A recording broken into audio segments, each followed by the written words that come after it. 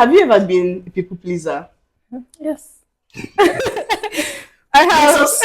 I realized that I became drained. Like, I wasn't really happy and I was just, pouring out of an empty cup. Those people I used to think were wicked, in quotes. Yeah. And I had to go and start taking, lessons from them. Okay, please teach me how to be wicked. The perception that we were sold in school was completely different from what we met outside.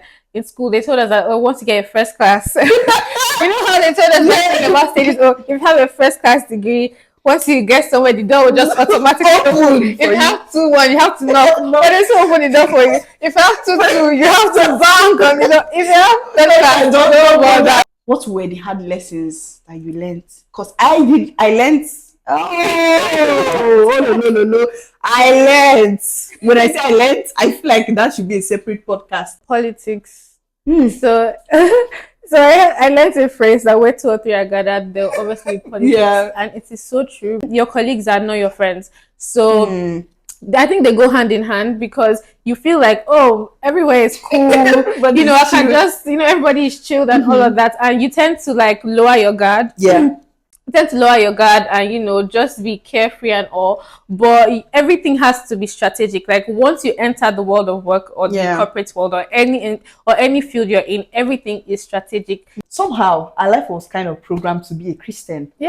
Then you will attend service. Will Bishop Oyedepo be in church and you will not be there? No, you attend service. I feel like in school it was way easier for me. My work with God was so easy because I didn't even have distractions. So in class, maybe there's some lecturers like Momilo now.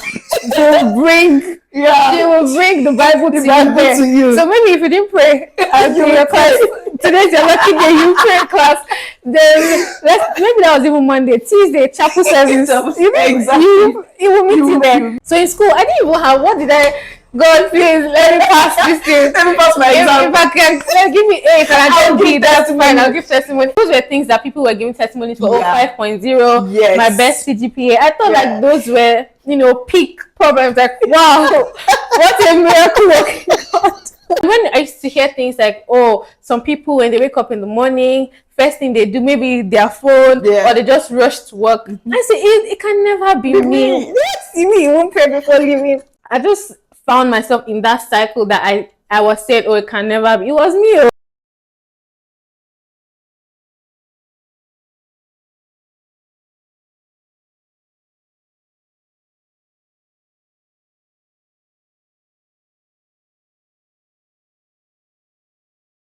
Hi guys, welcome to another episode of my 20s Diaries. You guys, I'm so excited for this particular episode because I'm with someone I went to the same school with, and this is us seen after school. I don't think we have seen since last. I don't think so. 20. But I saw you, but you didn't see me. When I saw you. I'm seeing you, but you didn't see me. So this is the first time I see you. Yeah. Okay. So hi, nice to meet you. Hi. So you guys, my guest is here. Introduce yourself, your name, and what the Lord has done for you. Okay. Hi guys. My name is Kemi. I'm a digital marketer / content person / whatever God wants me to do. So I'm basically in the media space and all. This is Chidima. I've been here from school. I'm so excited to be here. Hi. So you guys, I'm so happy to have Kemi here. It feels like we're back in school, real time. Yeah, those times are Kemi, please, I want to do all back. So let me tell you something about Chidima. I used to make hair here, and then Chidima was okay, please come and do all back for me. I was I don't want plenty hair. This was if you can do 3, mind you, Chidima has full hair. So I'm I hate sitting down, Kemi. Not just do 4, 6. Kemi, I hate sitting down. I like the fact that I gave her trust issues. And I think, okay, you can sit down. Kemi tell me to sit down. I don't want to resting. It's really small. Kemi, this is 12 already. It's my shape for it was for the best. Yeah. Thank you for those days. I'm really grateful. So let's just go right into it. Have you ever been a people pleaser? Yes. Yeah, I have. I've actually been a people pleaser. I think there's a stage where you get and be like, say, I'm trying to please everybody. Yeah. At what stage did you get and you're like, maybe I should stop. Maybe Holy Spirit should help me. Okay, so I think at a point you just get tired. Yeah. Right? So I think for me, I like making people happy, right? But at a point I started doing it and it became very unhealthy for me. Yeah. Because I didn't know how to like draw boundaries and all. And yeah, I mean, if you're not happy, you can't really make people happy. So at the point, I realized that I became drained. Like I wasn't really happy, and I was just, pouring out of an empty cup. So I now had to meet people that I thought those people I used to think were wicked in quotes. Yeah. And I had to go and start taking like lessons from them. Okay, please teach me how to be wicked. But not wicked, but how to like draw boundaries and stick by them. So yeah, that's how that helped. I mean, I think there's that stage where you just get and be like, I don't think everybody should be happy. Like you choose yourself. Yes. I even feel like recently I still found myself, trying to, maybe when I want to maybe post something or I have something exciting to say or to share, and I'm like, what if this person is not happy about it? Who cares? Yeah. Like, it's your space. At the end of the day, yeah. That send you, and that thing has stopped a lot of us from doing big things in life because let's say you're someone, maybe you want to apply for something just because you feel like, I don't want these people to see me in this light, or I don't want to push my your hustle. Yeah. You're a business person. But because of how you don't want people to see you online, let's not look as if I'm struggling or something. I say, no, let me just do it on the low. Why? Like, it's so draining to do it because you consider everybody except yourself. Yeah. So now takes me to my next question. Right after school, I feel like we had, a lot of plans. Remember when our lecturer would tell us that time that, just get this thing. Industry people, they will look for you. Industry people will look for you, but coming out, I don't know if it was just me. To be honest, I just felt like I was like, Abi is a me problem. I struggled though. I sent emails. I was like, what is happening? But I still see like some of our classmates like online. I'm like, this person is doing so well. Next thing there, you have done one braid. You're in Canada. I know everybody have done that. And I'm like, it's me that is struggling. No, maybe I should not talk or maybe I should not reach out to. So like coming out from school, when did it hit you that this life is serious? Like it's more than what we bargained for. Yeah. So I think, we went to the same school. So I think first of all, the perception that we were sold in school was completely different from what we met outside. In school, they told us that, once you get a first class, you know how they told us about stages, if you have a first class degree, once you get somewhere, the door will just automatically open. If you have 2-1, you have to knock. But it's open the door for you. If you have 2-2, you have to bang on the door. If you have 10 don't bother, like don't enter. Right? So they give us that type of perception that like your grades would kind of automatically determine like your future. But it wasn't true. And they also sold us dreams about the world of work in quotes, about how like once you just have this specific values or what you can do some certain things, you just excel and all. But it wasn't like hook, line and sinker, because first of all, it's not every agency or not every workplace that even wears corporate all the time. Like exactly where I work, we don't wear corporate. I can go to work like this and all. Yeah. And I'm someone that has, trained my mind to be like, once I start work, my corporate dress is my corporate this, my corporate that. And then immediately I got that job because I got it immediately after school. Not immediately, but like after school, it was my first, contact with the real world in quotes. So I started on learning and relearning a lot of things, right? And also like, mapping out a future that I wanted for myself, but not one that it necessarily told us that we should have, right? So life wasn't exactly how I thought it would be in school. So I just had to like adapt unlearn and relearn a lot of things too. And I think it's something that everybody has to do on their own. Yes. Nobody is going to have to tell you exactly, because our paths are not, it's not linear. Everybody has, different paths that they're going to take. So yeah. I mean, I really resonate with that, everything you said,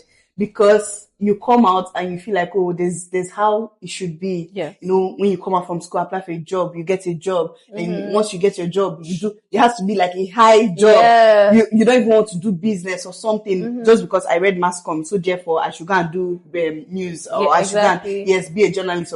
So, and I just want to tell you that from school, I've always known you as someone who is smart. Like, aside from being smart, we've been like, in the same group for some project. And I'm like, Kemi is not just smart. Kemi has skill. Kemi could make hair. Kemi could do makeup. Like when she does, especially this combo. And I just look at her, I'm like, I wasn't hating, but I just really, really miss her. Because you wanted to do 3 on back, so please. You can't. Leave this on back. Let's leave this on back. Right from school, I looked at you as someone who was really focused. You're one of those people that I look, I'm like, this girl has her life planned out. Like when she comes, she goes, just succeed. Like, this succeediness. I mean, success will just be chasing her. That's how I see you. Coming out, have there ever been like a point where you had self-doubt about something? Because you're not just smart, you don't just have only skill, you're pretty at that. So have there ever been a point where something happened and you're like, am I enough? Or like you doubt some situation or something? Yes, really. Okay, so first of all, I think this one we all can agree to it. So when we first left school, job hunting, and they just made it seem like once you leave with your results, they will look for you. But no, nobody looked for me. Sorry about nobody looked for me. Nobody even knew that, like, I mean, the world was still spinning, so I felt betrayed. Like, so you mean I left school, everybody just continued their life. Look for me now. That you finished from Covenant University. Yeah, don't you know who I am? So there was that. So I felt very betrayed because they sold us dreams, and those dreams were not very attainable. So so that was like my first introduction to self-doubt and all, because they'll sell you those dreams are like, once you have this good result. I mean, having a good result, there are some companies that only hire first class graduates and from some specific institutions, but that's not how it is. Like, that's like just 10% of the whole world of work. So I had to job hunt for a long while, even not really a long while, but like the process was very strenuous, and it gave me a lot of anxiety, right? Because they prepare you, but then like when you're in it, there's still a form of still a form of mental. It's not like you had like an experience. The experience you have in school is so different from the corporate world, which now takes me to the next question. How was the corporate world for you? Like, what were the hard lessons that you learned? Because I learned. No. I learned. When I say I learned, I feel like that should be a separate podcast. But what was, the hard lesson that you learned in the corporate world? Okay, so first of all, politics. So I learned a phrase that where 2 or 3 are gathered, they'll obviously politics. And it is so true because so I'm in the fintech space and all, and people just think, it's a flat structure, everybody's cool. I will hold your hand when I do this.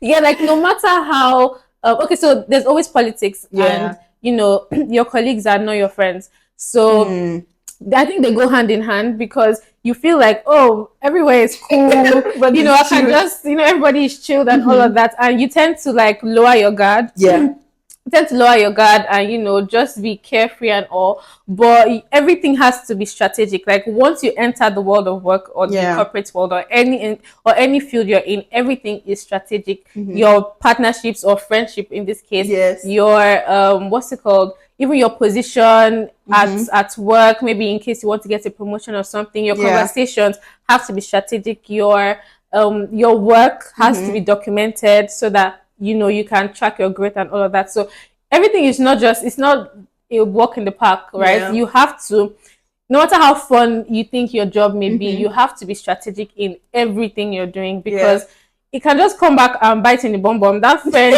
that you think, that friend you think, oh, you guys are five you guys are friends. They can't they can't take any decision without me. They have planned their life without you. So you have to, in as much as yes, people are very important, you have to have a plan for yourself. And I feel like anybody that is currently in a place of work that they think, oh, this thing is going to take, like, this job is going to take me like to the next level and all of that. A job is merely, it's a stepping stone for you, right? You should see it as part of your plan, not your whole plan. Some people plan their lives around, maybe if I'm working in a certain bank now, or in 3 years I should be maybe senior, or 10 years I should be MD or something. It's good and all, but then like your own plan, like your plan, your company should be part of your plan, not the whole plan. Don't revolve your whole world around, you know, where you currently working. So yeah, that's the politics at work in everywhere is actually crazy. So everybody should look out for themselves. That's like my advice to people. Actually, like, look out for yourself. When I went into the corporate world, it was, you know, I would say when it came to like politics, I didn't really experience that. Like there was, but in the beginning, but it wasn't really, you know, but it wasn't from my teammates or whatever it was. I had the best experience, like when it came to working with people. But you know, from the higher ups, I think that's where I was put in a situation where I'm like, this should never have happened. Do you understand? And when I got into the corporate world, because I was so eager to learn, I was clueless at that point. And I was also finding my foot, like, okay, what can I do? What can I not do? Because the knowledge we had is from school. Do you understand? This one, you have to now start learning and applying it, like, on the job. And, you know, in Nigeria, they don't give you time to train. So, as you're getting offer letter, you're starting that day. Like, there's no time for you to say, oh, let me digest this work. At least, let's say, 3 weeks of training or 1 month of training for you to understand. So you're telling me to do something I've never done before, and I'm there looking at especially in the creative space. Yes, especially in creative space, because it's the timeline for things, it goes like really fast. Like, so you have to be up to speed. Yes, there's no even time to slack. As you're slacking like this, and there's always somebody waiting for your so position. You have to be really fast. Yes, and that made me like be on the edge, even when I don't know something. Yes, I know it. I know it. So I have to go and outsource it by myself. Even though I gained some hands-on experience, but I will not take that away from the corporate world. But corporate world showed me shaggy.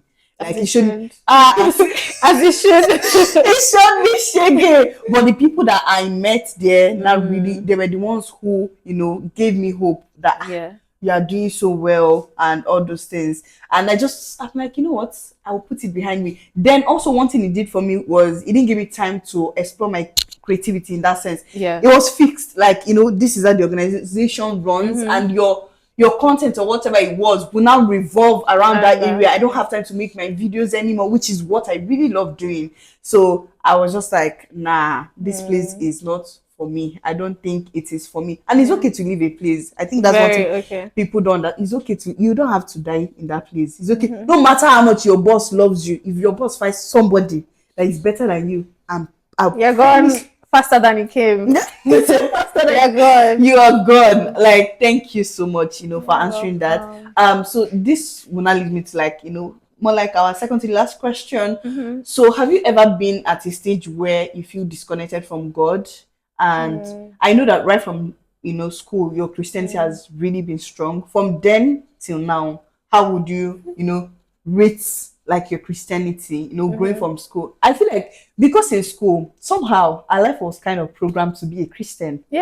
Like, then, you know, you will attend service. Will Bishop Oyedepo be in church and you will not be there? No, you attend service. But like, one thing I noticed for myself is, aside from some of it being programmed, there are some things that they didn't have to force us. You know, if you want to join service, you want to do all those things, you can do it. But I saw myself, you know, wanting to do those things, going to church because I really enjoyed going to church, not because Covenant University said you must do this, you must do that. So how has your life evolved as a Christian? And have there been times where it's like, oh, I'm falling and I pick myself up? Yes.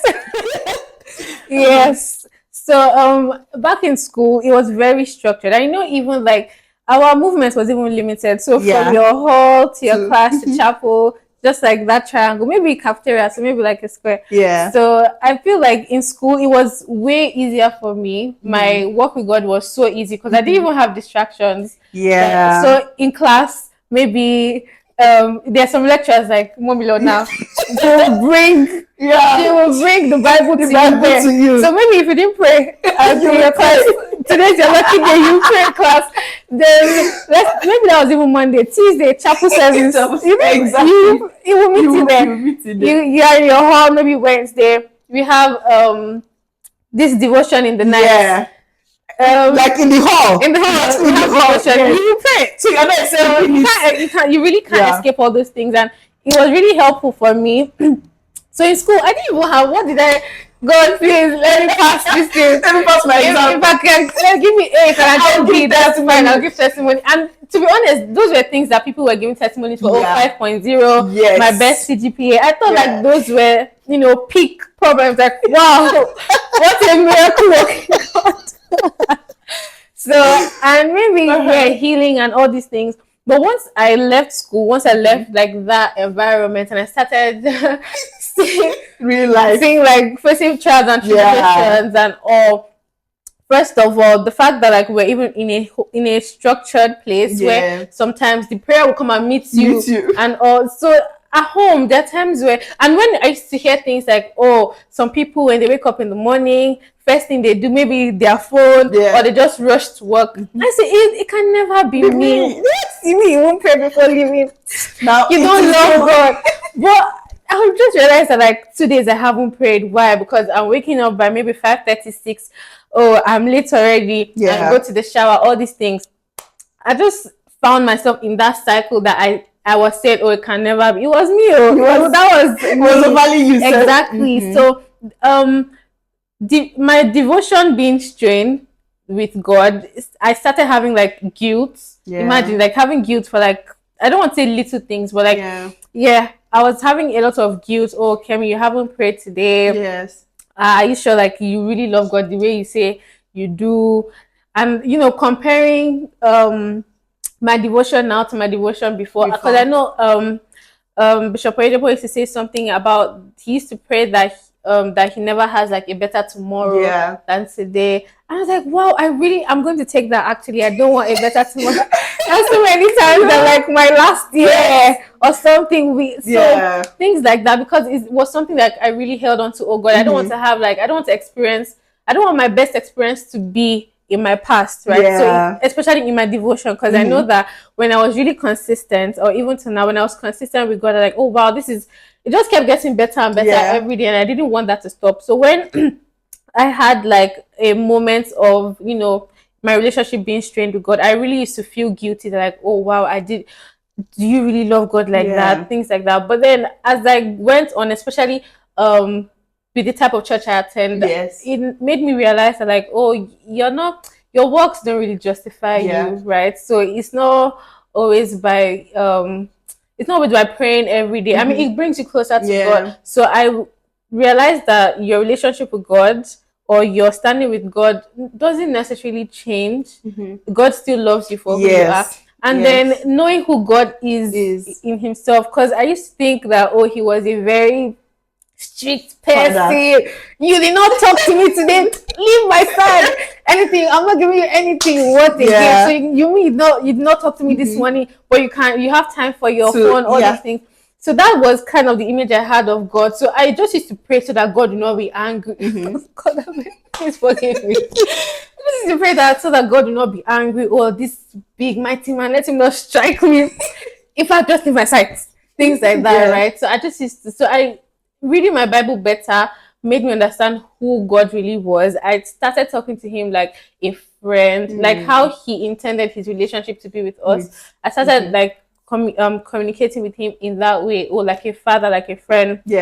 And it became better. So sometimes, even when I know that, maybe I didn't pray this morning, I know that I can pray in the afternoon, I can pray in the night, so I can just like talk with him. There's no specific time and God is everywhere. Yeah. Like he knows your heart and he knows what you mean. So my relationship with God was built on my knowledge with him, not necessarily with by doctrine or what people say that God is, but by who I know God is by myself, right? So that really helped me, and I feel like it's what would really help like people our age, because we need to unlearn and relearn a lot of things that maybe the society or even our families have told us, and know God by yourself, because that's the only way you can grow, right? I can't, like, if I didn't have a relationship with you, I'll only be banking on things that people have said about right? Me, so exactly. So I mean, that's very, very, very good to hear, because so when it was time for Hallelujah Challenge this year, I don't say it was a problem. I don't think I spoke about it in one episode, because to me it's like, you guys, there's how you want God to be, where is when you need something, you will just run and go. It was more like a trend, like, oh, Hallelujah Challenge is going on, see this person's testimony, see that, let me go and do too. And you'll be disappointed, because by the time you go and do it, you join for that 5 days or how many days, and you don't get what you want. You start feeling like, this God is a wicked God. It's not a wicked God. It's just like, you don't know me before as a girl. You just come and say, come and be my girlfriend. Like, we have not had any communication. You don't ask me, tell me about yourself. All those things that you ask. Your favorite color is blue, is pink. There's nothing of sort. But you just want to, just because something is going on. And I feel like our generation, we do it a lot, where there's a trend. It feels cool to use Pastor Nathaniel Bassey's song. Oh, Judah, he's not the one that sang it anyways. Like, to use all those things, and you just feel like it should come like this. It will not come. You have to build a relationship with that person for you to even hear what the person is saying, for you to know the season you're in. But if you just jump, and every morning, it's not about just recording you worshiping and posting on Instagram. That's not how it works. So I can relate, when you said from school everything was programmed. It was actually programmed. Because somehow you are compared to, the prayer will actually come to you. But coming out of school, you're now working. So you will look for it. You will look for those gatherings. You will look for, is anybody doing vigil anywhere?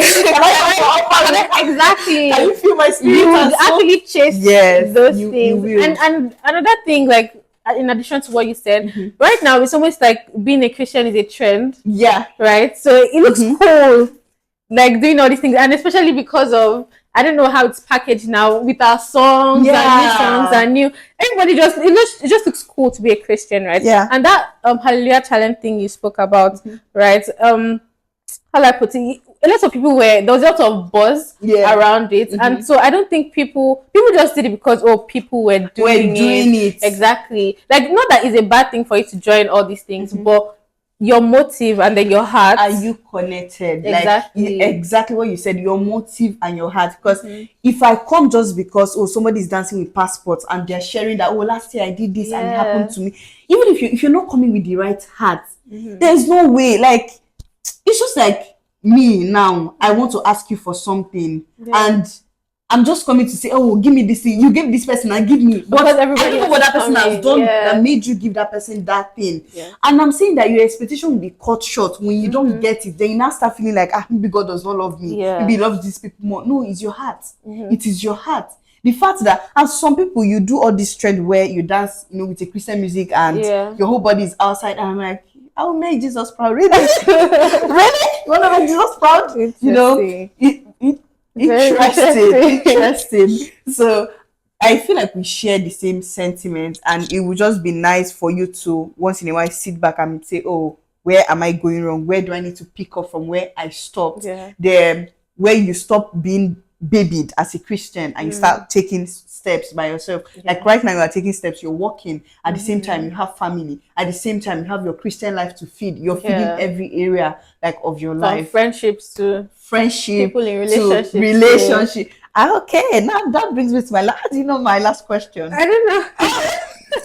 Thank you for bringing that. So when it comes to like relationship, I know in school, let's say we had one or two or whatever it is, and we thought, it will last. But now, glory be to God, everybody's on their own.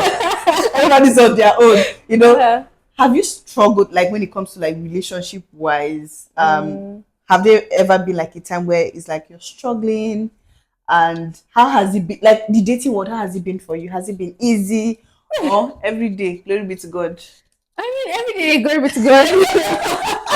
To be honest, yes. So, dating outside school is completely different from dating in school because in school, you're with your mates, you're with, you know what to expect, right? Yeah. But when you're outside school, there are lots of like, let's say, trials and tribulations that you would face because first of all, you're not sure. Okay, so like I said, you're with your mates, so in school, but once you're outside, they're with the whole world. Yeah, people younger, older, people that even lie about their age.